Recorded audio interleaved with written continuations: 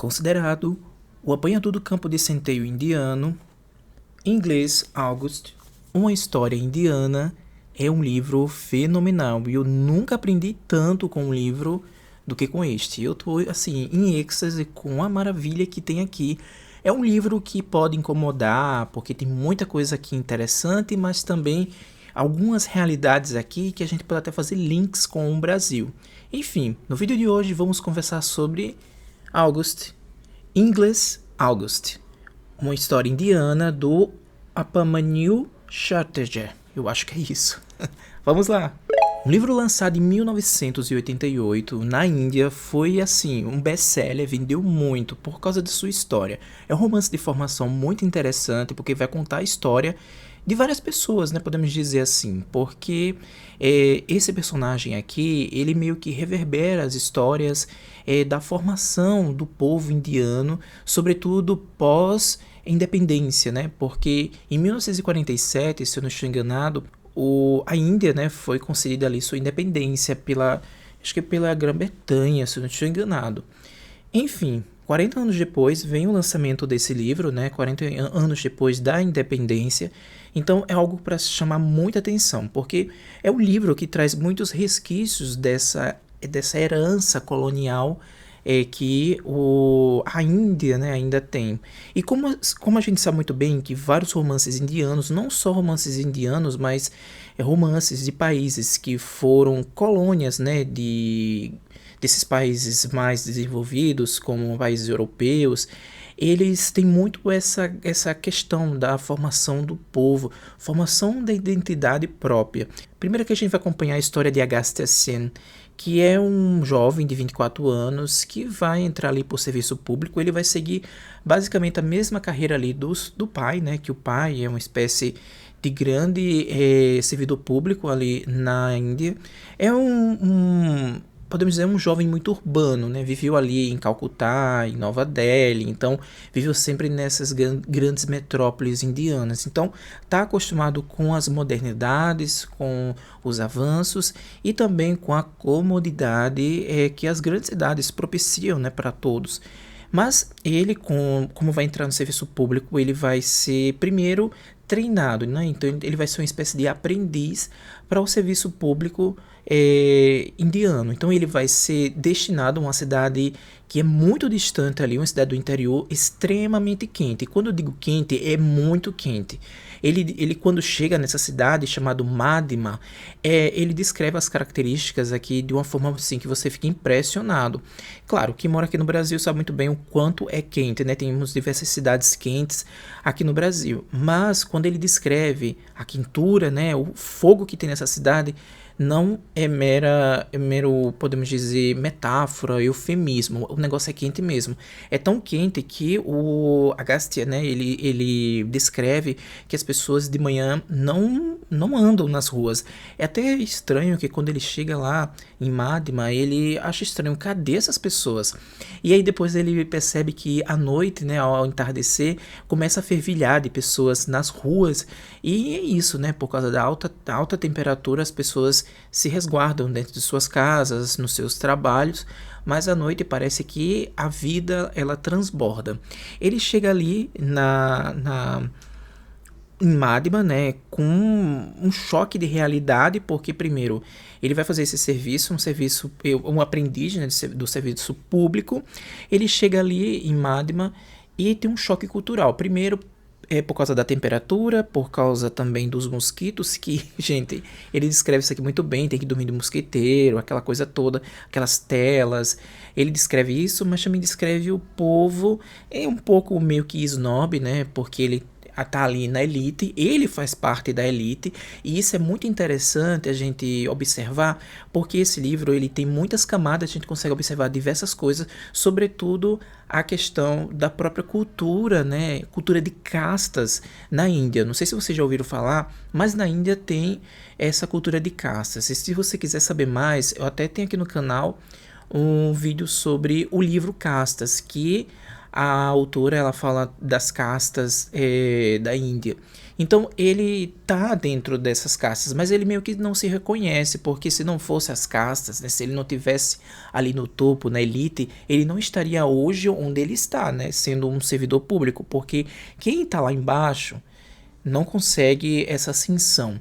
É interessante também essa questão do servidor público, porque anualmente milhares de jovens, milhares de pessoas fazem uma espécie de exame para entrar no serviço público na Índia. São pouquíssimas vagas e quando eles entram, eles têm que fazer todo esse processo de aprendizado para depois se vincular de fato ao serviço público. E aqui ele vai ser destinado, foi destinado, né, para essa cidade. Essa cidade ali ele toma um choque cultural por causa dessas coisas que eu já mencionei, mas também pela morosidade, pela tranquilidade, que não era bem assim.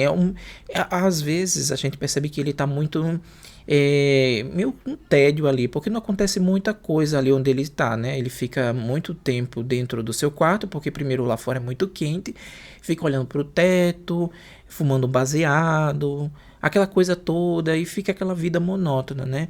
Mas é muito interessante a gente observar as relações dele com outras pessoas, porque só então, a partir dessas relações que ele vai construindo com outras pessoas ali em Madina, aqui a gente consegue observar o choque cultural, a cultura ali na Índia e, sobretudo, a formação da personalidade, né? A formação do povo indiano pós independência, né? Então é muito interessante esse livro para mostrar isso. É um livro que eu aprendi demais, demais, diversos aspectos culturais da Índia, sobretudo nessa questão. Ali a gente também observa em Madhya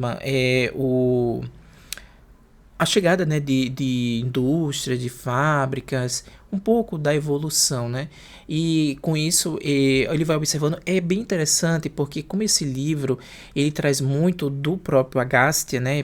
Primeiro ele não, parece que ele não gosta muito desse nome. E esse nome ele tem uma origem bem interessante de um herói hinduísta, mas como o nome dele é um nome muito podemos dizer, antiquado, aí ele vai, chamou ele de Augusto, mas depois começa a chamar ele de inglês. Mas nessas trocas de nomes e todo esse rearranjo cultural e a forma como as pessoas se comportam, a gente vê muitos resquícios da colonização, muito mesmo ali arraigado nas pessoas. E é divertido esse livro. Ele tem algumas partes tristes, porque ele vai descrever aqui como as pessoas vivem ali no interior, a parte muito pobre também do interior da Índia, mas também em alguns momentos é um momento muito interessante e traz um pouco de ironia, mas é uma coisa assim bem interessante no sentido de que nesse jogo todo tem esse formato. É interessante porque nesse jogo todo tem essa parte divertida, cômica, do próprio Agastya Sen, né? Que não sabe o que ele quer da vida. Primeiro ele chega ali, né?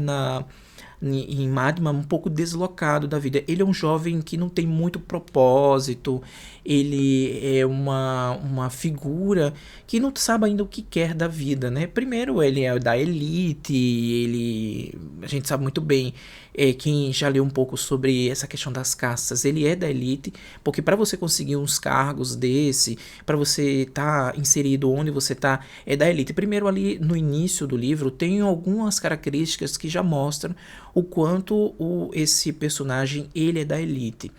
Então ele vai em busca de um propósito, por isso que ele é considerado também um romance de formação, por causa dessas características, porque quando ele se muda para Madhya, né, essa cidade bem distante, longínqua, ali dos grandes centros, ele vai em busca de um autoconhecimento também. A gente observa isso, de um autoconhecimento, mas também da formação da pessoa, do caráter dele.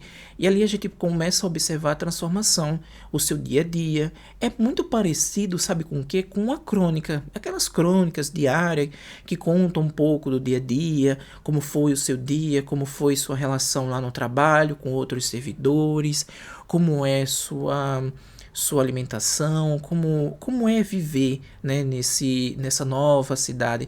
Então é basicamente uma crônica indiana. É genial, eu achei muito interessante mesmo.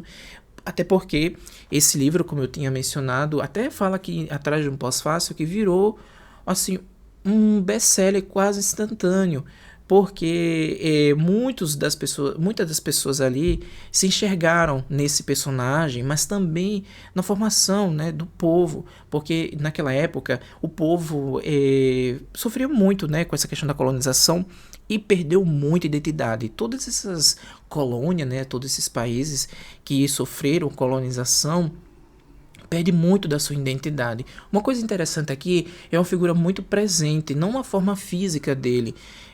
O Mahatma Gandhi, né? Mahatma Gandhi foi um ser muito essencial para as lutas ali na Índia. E aí, Mahatma Gandhi, ele tá aqui sempre presente, né? Na boca do povo, no pensamento do povo.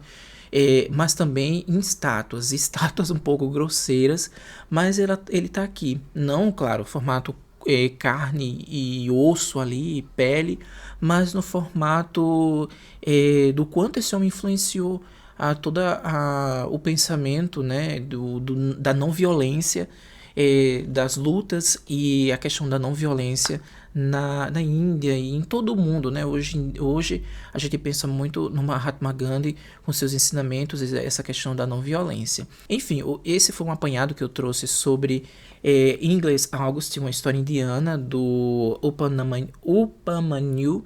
É um livro muito interessante, foi trazido aqui no Brasil, primeira vez aqui no Brasil, pela Carambaia, com tradução do José Geraldo Couto, tá impecável, a edição tá muito bonita, com corte aqui, combinando com essas imagens aqui da capa, e aqui também a letra super confortável, gente, e tá naquela coleção ilimitada da Carambaia. É isso. Se você quer sair um pouco dessa literatura do eixo Europa, Estados Unidos, vale muito a pena enveredar por essa literatura indiana, porque eu acho que a gente só tem a aprender.